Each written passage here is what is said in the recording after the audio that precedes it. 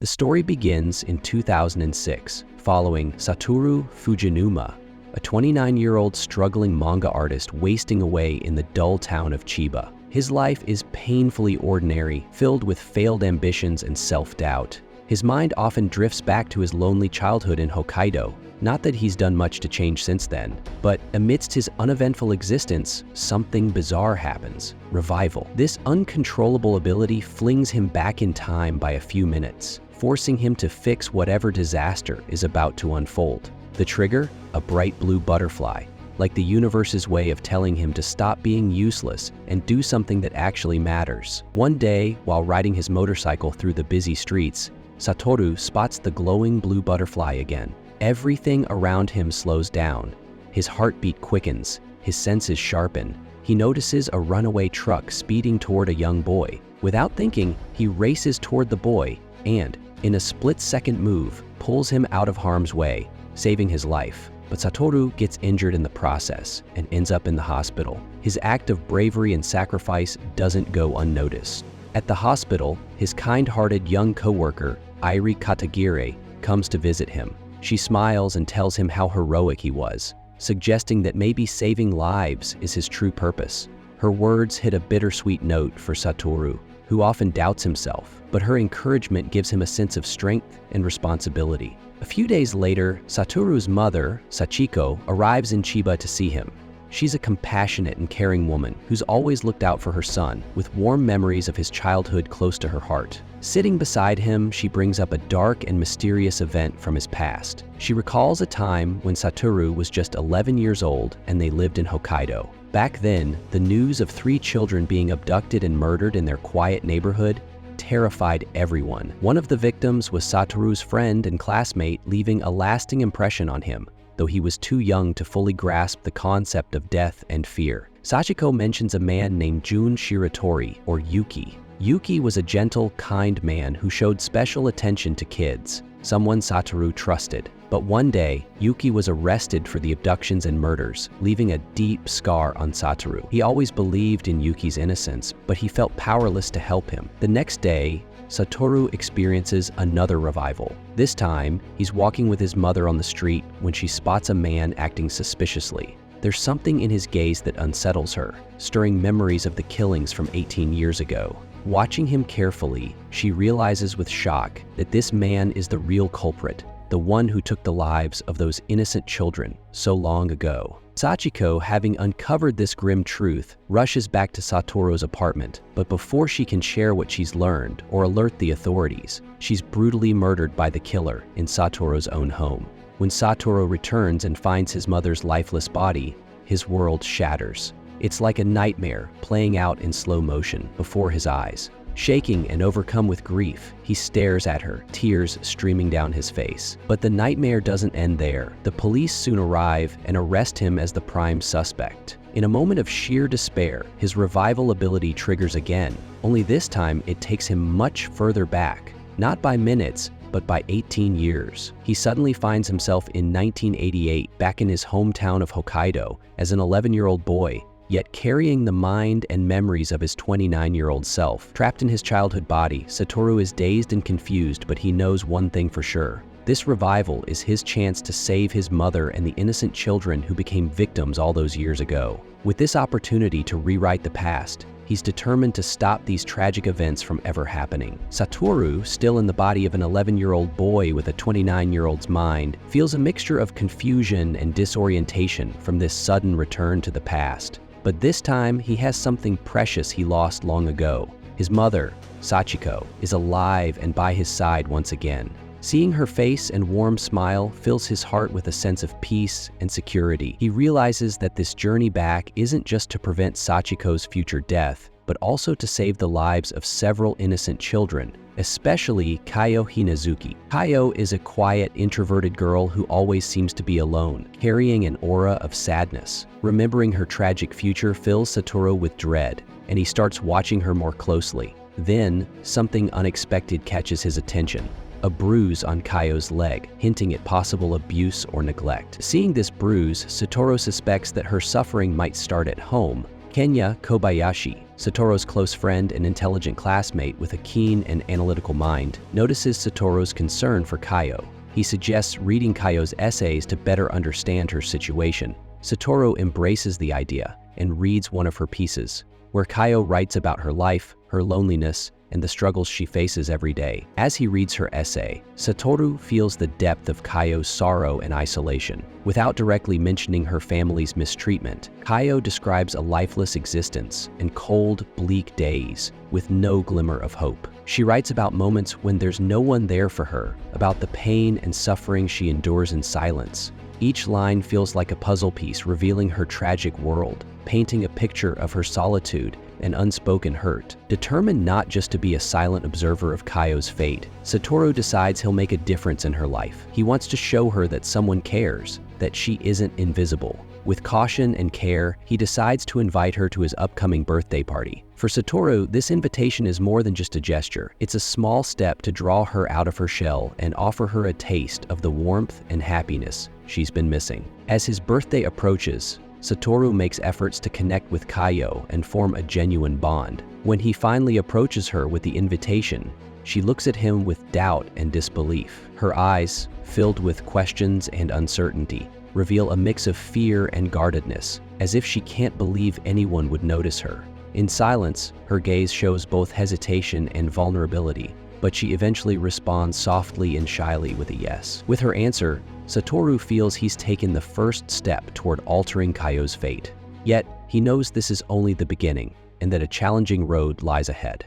He understands that perhaps, by forming even a small, meaningful connection, he might prevent the tragedy that awaits her and change her path. He's determined to do everything in his power to make sure that this time, the story ends differently. Satoru enters an ice skating competition with one of his classmates, determined to win.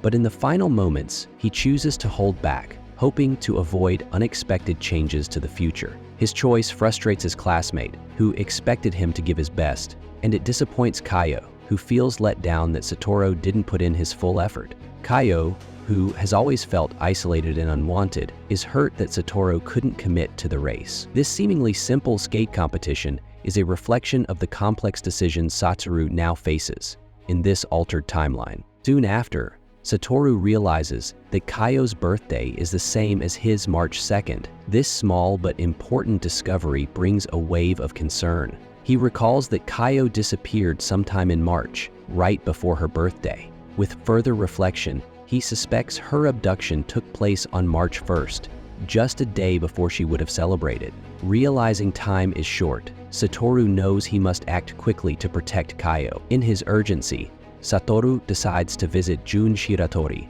or Yuki, the man who would be wrongfully arrested in the future for these crimes.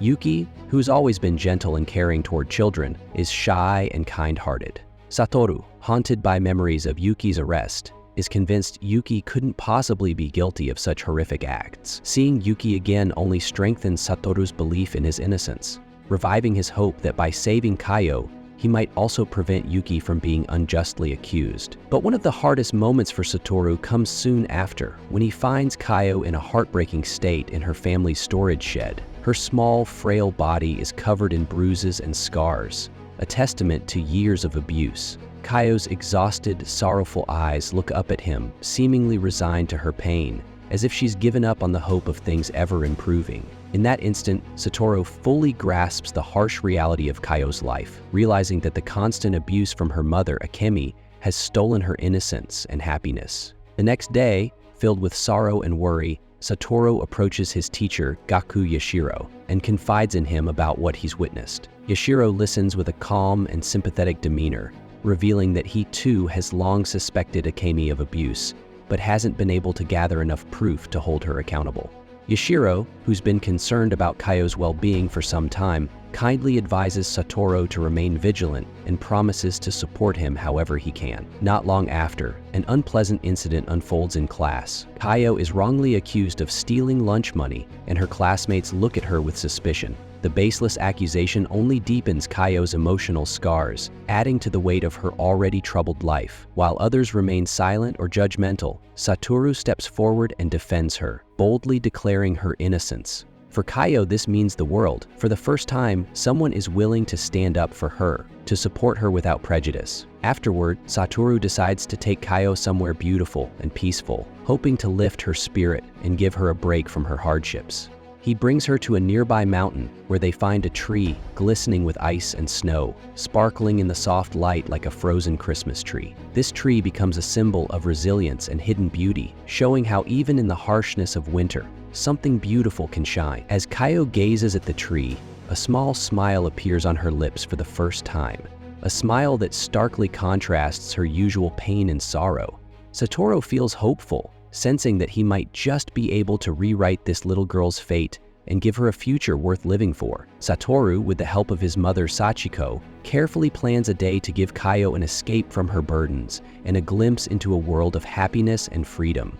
Sachiko, who has grown fond of Kaio and knows about her troubled life, joins Satoru in making this day special, hoping to bring a spark of hope to Kaio's heart. Satoru arranges for a trip to the local science center, inviting Kaio along. On the day of the outing, he and Kaio head to the center, which is filled with exciting exhibits and hands-on experiments that capture the curiosity of every child. For a few hours, Kaio is absorbed in a world far removed from her struggles, laughing and marveling at the scientific displays. Satoru puts all his effort into keeping her engaged, and together, they experience rare moments of joy and laughter, moments that feel almost magical to Kaio. Yet, amidst this joy, Satoru feels a strange sense of déjà vu, a creeping feeling that, despite his efforts, he may still be following the same path that leads to Kaio's tragic fate.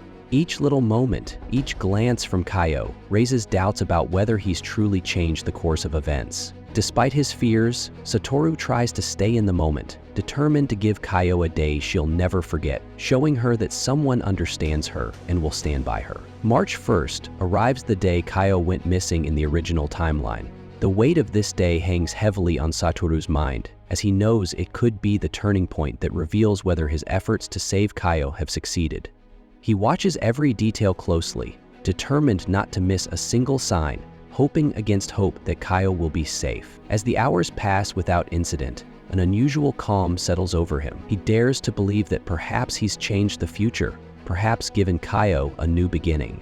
March 2nd comes, the shared birthday of Satoru and Kaio. Satoru feels a quiet pride and satisfaction as he smiles at her, sensing a rare moment of victory. They celebrate their birthday together in a gentle, unspoken bond, a simple joy that feels surreal to Kaio. For the first time in her life, someone has remembered her birthday and celebrated it with her, making this moment a symbol of a new chapter for them both. But the very next day, everything changes in a devastating instant. When Satoru arrives at school, he looks everywhere, hoping to see Kaio, but she's nowhere to be found. Kaio hasn't shown up and there's no sign of her. This unexpected absence strikes Satoru like a blow.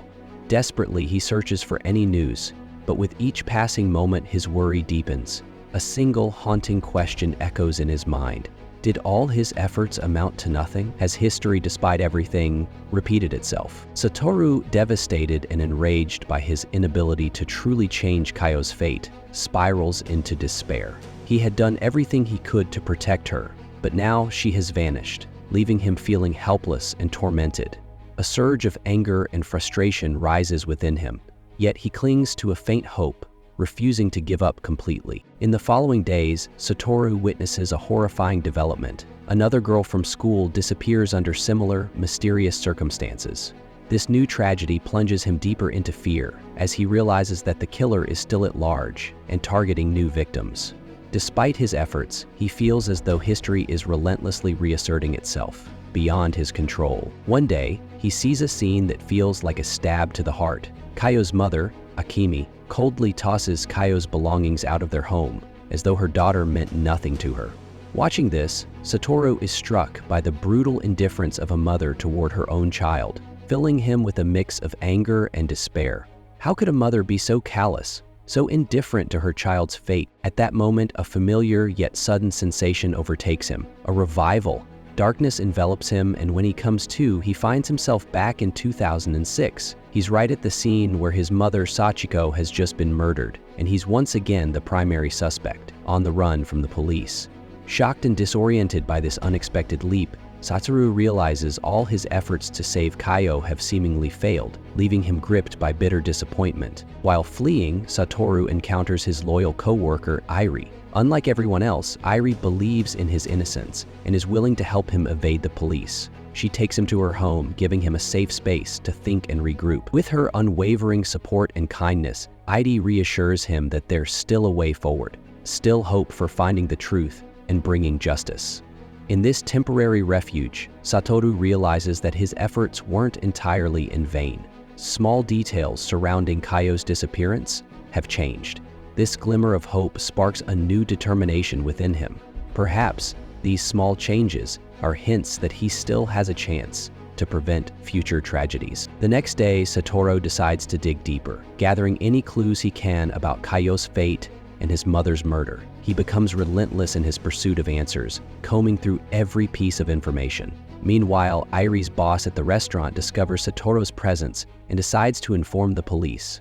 But Airi, bold and resolute, convinces him not to report Satoru's whereabouts. Her fearless defense of him underscores the depth of her belief in his innocence. That night, after Airi arranges for another safe place for him, an unexpected message arrives on her phone. It's from Sachiko's phone, Satoru's mother, which fills Airi with a sense of dread. She wants to investigate further, but before she can act, a sudden fire breaks out, engulfing the house in flames. Trapped within this blazing inferno, Airi is in grave danger. This incident is a profound shock to Satoru. Airi, the one person who had believed in him and supported him through his darkest days, is now at risk.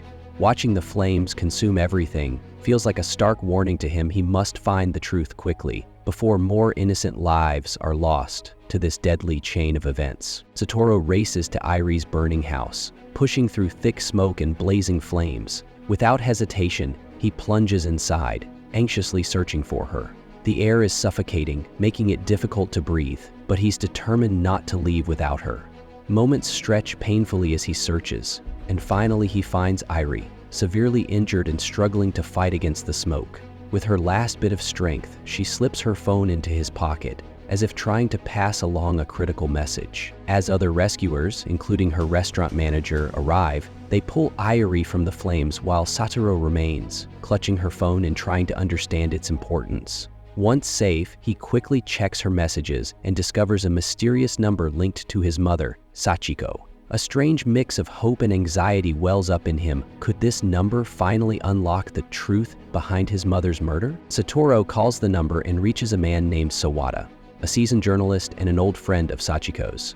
Meeting with Sawada, he learns a heartbreaking but crucial story. Sachiko had contacted Sawada before her death, panicked and saying she had uncovered the identity of the child killer. But just as she was about to reveal more, the call abruptly ended, and she was murdered soon afterward. These revelations fuel Satoru's determination to find the real killer and put an end to the mystery. Sawada also shares details about Kaio Hinazuki's case and other related crimes. He reveals that during the investigations, similarities emerged between Yuki's Jun Shiratori's arrest and another abduction case in a nearby town. These clues suggest that the true killer had framed Yuki, deftly deflecting suspicion. It's clear that this same person killed Sachiko to silence her and keep the truth hidden. With these leads, Satoru and Sawada resolve to dig deeper into the old cases of child abductions. Satoru examines a list of suspects, hoping to uncover a solid lead. Meanwhile, Sawada visits the hospital to check on Airi, hoping to learn more about the recent events. However, he's stunned to find Airi's mother in her hospital bed instead. Airi has gone into hiding to help prove Satoru's innocence. Her courage and trust in Satoru are undeniable, demonstrating the lengths she's willing to go to protect him. Airi manages to meet with Satoru again, revealing new information.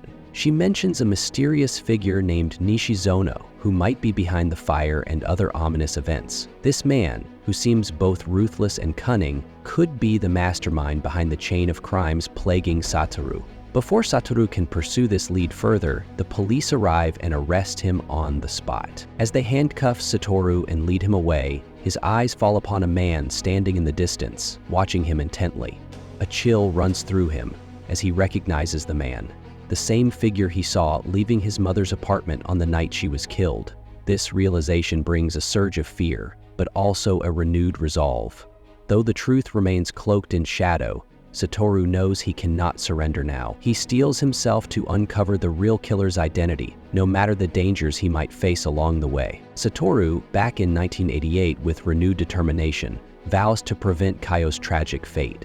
This time, he's resolved to correct past mistakes and shape events differently. With his return to February 28, 1988, he has a fresh opportunity. But he knows that even a moment's slip could undo everything. At school the next day, his perceptive friend Kenya, who has always been concerned for Satoru, notices subtle changes in his demeanor and approaches him. Kenya, with a serious and caring look, talks about Kaio's situation and confides that he has long suspected the abuse she suffers at home. Gazing into Satoru's eyes, he assures him of his support and offers to help protect Kaio. Kenya's honesty and solidarity rekindle Satoru's spirit. He realizes he isn't alone in this fight and has friends willing to stand by him. Satoru, now formulating a plan, waits for March 2nd, his and Kaio's shared birthday. This day holds special significance, marking a crucial step in his mission to save Kaio. A small birthday gathering is arranged, bringing a rare sparkle to Kaio's eyes. Surrounded by Satoru and friends, she experiences moments of laughter and joy that have been foreign to her life for too long. But Satoru knows deep down that a birthday party alone won't protect her. He has a more complex, daring plan in mind. After the party, Satoru sets up a risky scheme to protect Yuki, Jun Shidatori, by providing him with an alibi. He throws a stone through Yuki's window, drawing police attention to his house, ensuring a witness to his presence at home. This move not only establishes Yuki's innocence in Kaio's future abduction, but might also alter his fate, sparing him from wrongful accusations. Despite this progress, Satoru's anger toward Kaio's mother, Akemi, festers. He watches her coldly from a distance, gripped by the temptation to push her down the stairs to stop her abuse once and for all. Memories of Kaio's suffering flood his mind, bringing him to the edge of a dangerous decision. But just then, Kenyu appears, gently reminding him that violence isn't the answer. With calm words, he persuades Satoru to find another way to save Kaio. Kenyu's intervention soothes Satoru's anger, prompting him to choose a different path. Satoru decides to hide Kaio in a safe place, far from her mother's reach. Kaio, trusting Satoru fully, agrees to his plan, grateful for the compassion and safety he offers her. Satoru takes her to an old abandoned bus on the outskirts of town, transforming it into a temporary refuge. He explains that this is for her protection and promises to visit daily to ensure her well-being.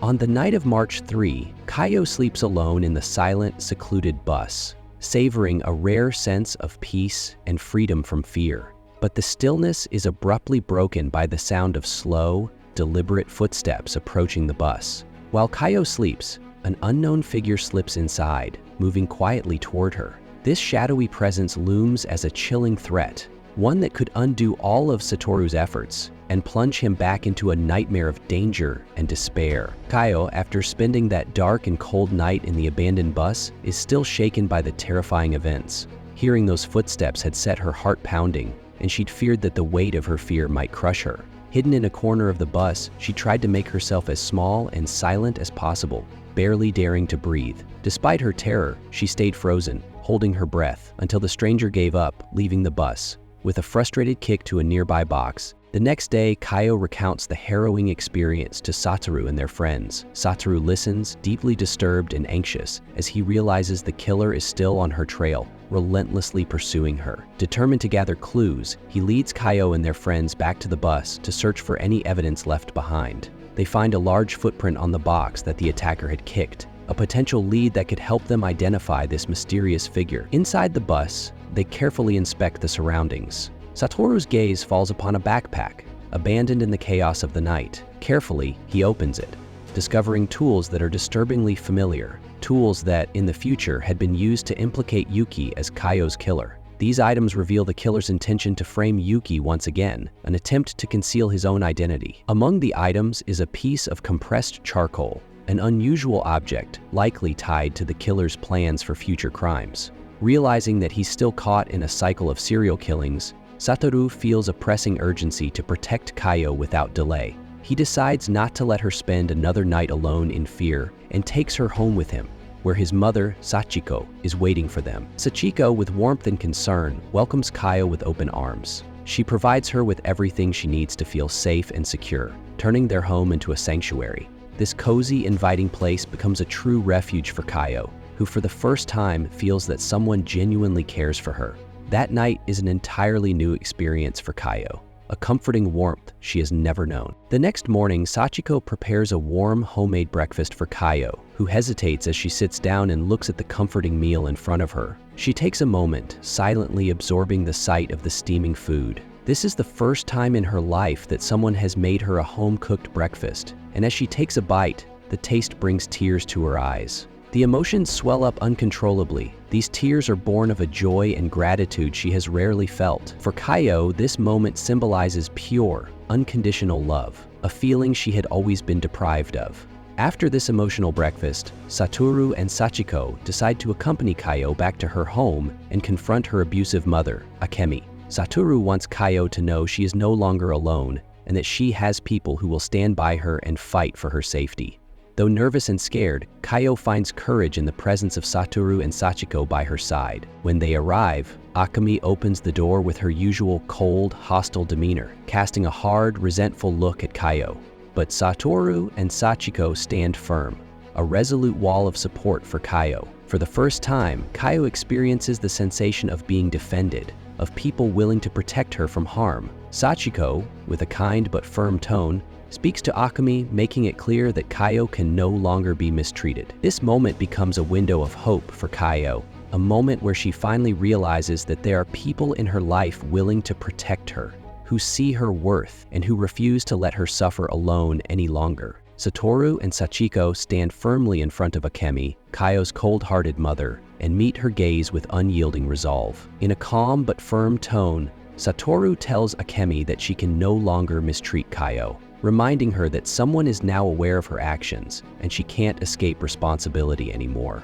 Enraged by his words, Akemi lashes out, unwilling to admit her faults and desperate to justify her behavior. Her harsh reaction only further reveals her inability to confront the truth about her actions and her reluctance to take accountability. At that moment, Yashiro, Satoru's teacher and mentor, arrives with counselors from the Child Protection Agency. Akemi falls silent as the authorities observe Kaio's condition and Akime's behavior, quickly understanding that Kaio has endured years of domestic abuse. They suggest that Kaio be placed under the temporary care of the Child Protection Agency to ensure her safety and give her a chance at a peaceful life. For Kaio, this suggestion feels like the first ray of hope, a sign that her escape from her painful reality may be possible. Seething with rage, Akemi storms off, threatening to report everything to the police to preserve her reputation. As she heads toward the authorities, she unexpectedly encounters a familiar face, her own mother, Kaio's grandmother. With a remorseful and sorrowful expression, Kaio's grandmother tells Akemi how sorry she is for not being there for her in the past. She admits that after the divorce, she became so burdened with her own struggles that she was unable to support Akemi through the challenges of life. Her eyes filled with regret, she acknowledges that her lack of support may have negatively impacted Akemi's life. For the first time, Akemi, who has always viewed herself as a victim of life's hardships, pauses in silence, contemplating her mother's words. This moment forces her to reflect on her life, the choices she's made, and the pain she has inflicted on Kaio. A flicker of remorse begins to stir within her, though she is not yet ready to fully accept responsibility. In the end, it is decided that Kaio will live with her grandmother, offering her a fresh start. This decision marks a pivotal turning point in Kaio's life, where she may finally find peace, safety, and the love she has always been denied. With Kaio now safe, Satoru shifts his focus to two other potential future victims: his classmate and close friend, Hiromi Sugita, and Aya Nakanishi, a student from a nearby school. Satoru knows that if he wants to prevent future crimes, he must watch over them closely. He spends the following days carefully observing Hiromi and Aya, taking every opportunity to protect them from potential harm. One day, on his way home, Satoru unexpectedly encounters Yashiro, who, noticing Satoru's apparent anxiety, offers to drive him home. Despite his mixed feelings toward Yashiro, Satoru accepts the offer and gets into the car. As they drive, he notices a box of candies in the car, a detail that sends chills down his spine. as Candy has consistently appeared as a silent signature of the killer in past murders. Seeing the box ignites a wave of doubt and fear within him, and he begins to question Yoshiro's intentions. Keeping his suspicions to himself, Satoru decides to remain silent, intent on gathering more information before making any accusations. The following day, Satoru, along with Kenya and Hiromi, revisits the abandoned bus that once served as Kaio's refuge. He hopes to find any remaining clues from the night of the attack, but when they arrive, they find the bus completely cleared out. All traces of its previous contents have been meticulously erased. This deliberate act feels like a warning to Satoru, a sign that someone has gone to great lengths to cover up any evidence linking them to the crimes. This discovery heightens Satoru's sense of urgency. He now understands that the killer is still at large, actively erasing traces of their existence. With a heart filled with doubt and anxiety, Satoru grows more determined than ever to protect Hiromi and Aya and uncover the truth behind these chilling crimes. Satoru and his friends, determined to protect Aya Nakanishi, a potential future victim, do their best to bring her into their circle of trust. Aya, initially hesitant and withdrawn, resists joining the group. She's a quiet, introverted girl who has a hard time trusting others and prefers solitude, but Satoru and his friends approach her with patience and warmth, showing her, without judgment, that she can rely on them. Gradually, after several conversations, Aya begins to open up and decides to join them at their secret hangout, where, for the first time in a long while, she experiences the warmth of friendship, stepping out of her isolation. Meanwhile, Satoru remembers Misato Yanagihara, the girl who, after accusing Kaio of wrongdoing, has since isolated herself. Not wanting Misato to suffer alone, Satoru keeps an eye on her from a distance. He notices her heading toward the restroom and decides to follow to ensure her safety. However, after only a short time, Misato suddenly disappears from view. Panicked, Satoru searches for her, glancing around every corner, but she's nowhere to be found. This sudden absence unsettles him deeply. While looking around, he spots a truck quietly pulling away from the area belonging to Yuki's family. Instantly alert, Satoru's sense of danger flares. He knows Yuki has been unfairly accused in the past and is determined not to let it happen again. He rushes to Yashiro, his teacher, asking if they can follow the truck in his car. Yashiro, with a calm smile, agrees without hesitation, and the two set off in pursuit. As they drive, Satoru sits in tense silence, heart pounding, feeling an unsettling sense that something is amiss. Yashiro, sensing Satoru's unease, eventually breaks the silence. His tone starts off casual, but gradually shifts, becoming unsettlingly dark. Suddenly, he reveals himself as the true killer, explaining with chilling calmness that he has been aware of Satoru's attempts to alter the fates of his intended victims. He recounts how, each time Satoru tried to intervene, he had been watching, always one step ahead. Shocked and horrified, Satoru stares at Yashiro, unable to comprehend how the man he trusted could be the ruthless murderer he's been trying to stop. Yashiro's smile turns cold as he admits that he used Misato as bait to draw Satoru into this trap, where he could corner him without escape. Yashiro drives them toward a frozen lake, explaining his plan with chilling precision. He intends to trap Satoru in the car and leave him to drown in the icy depths, ensuring there will be no one left to thwart his murderous plans. He calmly describes how, once Satoru is gone, he'll be free to continue his twisted schemes without interference. Reaching the lake, Yashiro ensures Satoru is securely trapped inside the car before he releases the brake, sending the vehicle rolling toward the water. The car begins its slow descent into the frozen lake as Yashiro watches from the shore, expression calm and satisfied. Inside the car, Satoru fights for his life, frantically pounding on the doors and windows as the freezing water seeps in, filling the car inch by inch. Each breath becomes harder as the air supply dwindles, and the biting cold makes every movement a struggle. Desperately clinging to hope, he thinks of all his efforts to protect his friends and the people he cares about. This small spark of hope keeps him fighting, believing that somehow there might still be a way out.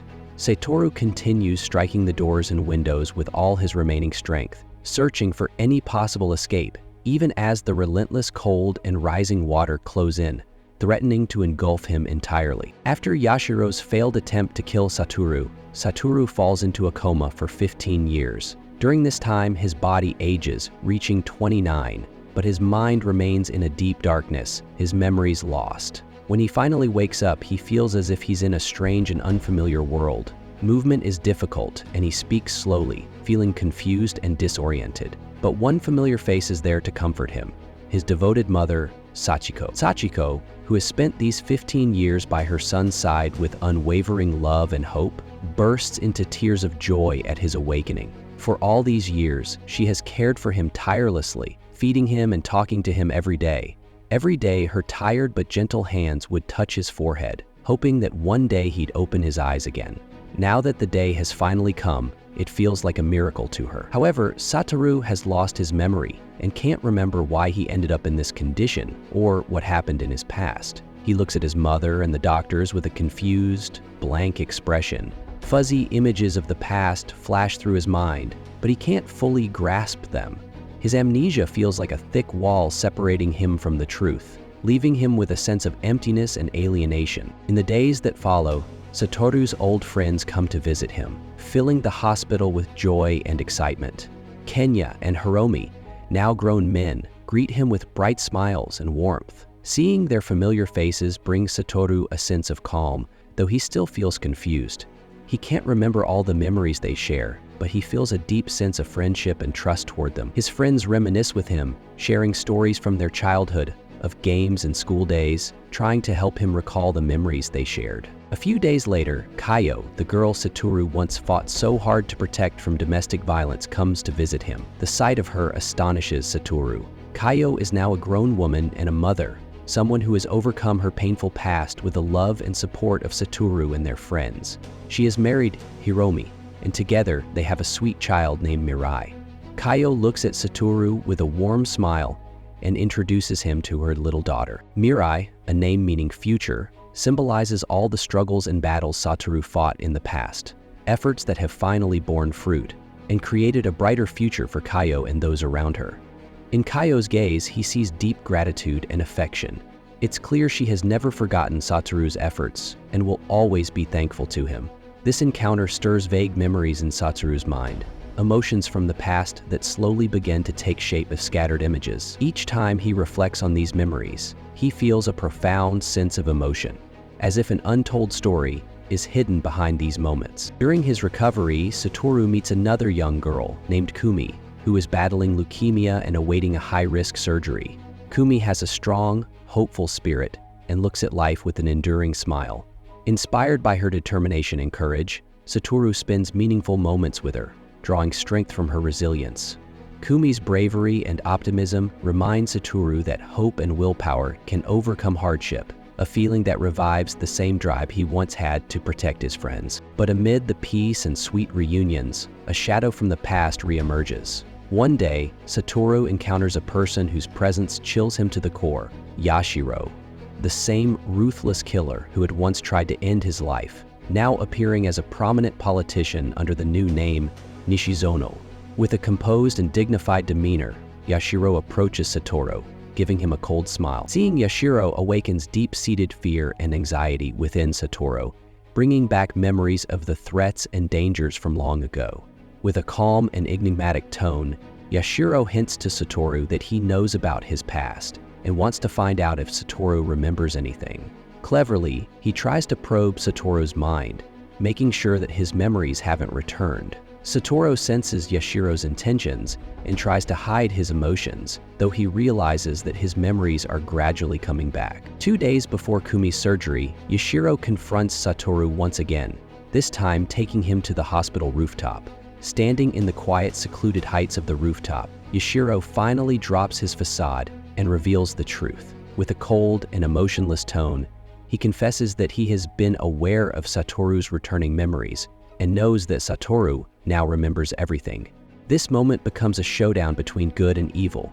Satoru, whose resolve to protect his friends and loved ones has reignited, stands against Yashiro, who remains ruthlessly committed to his sinister plans, hidden behind a mask of social respectability. After 15 years of struggling to regain his life and memory, Satoru finds himself on the hospital rooftop, facing Yashiro for what he never expected to be their final showdown. He stares at Yashiro, whose face, beneath the respectable mask of a calm politician, hides the same ruthless criminal and child killer he's always been. With a triumphant look and a cold, mocking smile, Yashiro openly recounts his crimes without the slightest trace of remorse. He proudly claims that everything he did appeared legal in some way, and even if the truth were revealed, no one could punish him because of the time that has passed. Then Yashiro reveals his next plan. He intends to kill Kumi, the young cancer patient whom Satoru befriended at the hospital. Calmly, he explains how he secretly tampered with her IV so that Kumi's death would look like a medical accident, and afterward, he plans to pin the blame on Satoru. It's a cold, calculated plan designed to destroy Satoru's life and ensure that no trace of justice remains. Yashiro wants to end things in a way that secures his power and influence permanently. As Satoru finally understands the full extent of Yashiro's intentions, he feels a flash of fear, but a calmness soon settles within him. He meets Yashiro's gaze and speaks a bitter truth. Slowly, Satoru tells him that Yashiro can't live without him, that he's become dependent on Satoru's presence, on having someone who constantly stands in his way, foiling his plans. These words make Yashiro pause and think, casting him into a moment of doubt. Satoru then wheels himself to the edge of the rooftop, showing Yashiro that he's willing to let go of everything, even his own life. But just as Yashiro sees that Satoru is ready to throw himself off the building, he instinctively reaches out and grabs the wheelchair, stopping him. The moment lasts only a few seconds. Suddenly, Yashiro changes his mind, his dark and ruthless instincts returning. With cold detachment, he releases his grip on the wheelchair, allowing Satoru to fall. As Satoru plunges over the edge, memories from his past flash before him. Moments from his childhood, his friendships with Kenya and Hiromi, his struggle to save Kaio, and all the times he fought to protect others. These memories race through his mind in a split second, and he feels this might truly be the end. But suddenly, he feels himself gently stop. His friends, Kenya and Hiromi, who are aware of Yashiro's plot, are waiting below the rooftop, catching him carefully and saving him from the fall. Looking down from the rooftop, Yashiro is stunned and horrified. For the first time in his life, his plan has failed, and his face twists with anger and despair. With no escape left, he is promptly arrested by the police for attempted murder. In that moment, Yashiro realizes all his efforts have been in vain, and justice has finally been served through Satoru and his friends. After this event, Satoru's life gradually returns to normal. 7 years later, in 2010, he becomes a successful manga artist. He builds a new life for himself, pouring his stories and memories into his work. With the motivation he gained from his painful past, he has achieved the life he always dreamed of. One beautiful spring day, Satoru decides to revisit a bridge where, years ago, he used to sit, lost in thoughts of his past. This bridge holds a special place in his heart, a reminder of all the hardships he has overcome. He walks across it in silence, feeling a deep peace as he smiles. At that moment, he spots a familiar face in the distance. Airi, his former co-worker, who always believed in him and trusted his innocence. She approaches him with a warm, friendly smile, the same girl who stood by him during his darkest times, reminding him that hope and friendship never die. Seeing Airi feels like the end of his hardships and the beginning of something new. It's as if everything has come full circle, but this time, he is stronger and triumphant. Under that same bridge, Airi and Satoru exchange smiles. A smile that reflects all the struggles, losses, and returns they've been through. They stand together in meaningful silence, looking toward a future that now lies in their hands, a future untouched by the shadows of the past. Enjoying this recap? Hit that subscribe button to see more of Bonnie's shows.